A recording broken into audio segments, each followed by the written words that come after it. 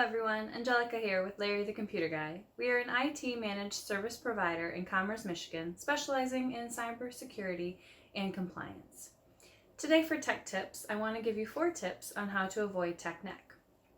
With all the extra screen time we're enjoying lately, whether it be scrolling our phones or watching or working from home, some of us may struggle with symptoms of tech neck creeping up.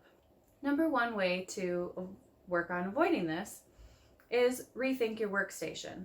Many home workspaces, being the kitchen table or the couch or bed, aren't really conducive for your best posture.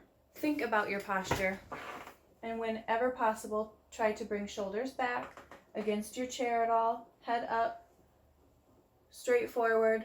Put your keyboard on your lap if that's easier versus leaning forward all the time at your desk or on your sofa. Take breaks.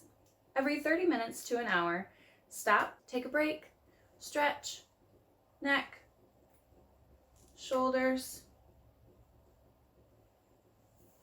and then get back to it. Number 4, perform stretches.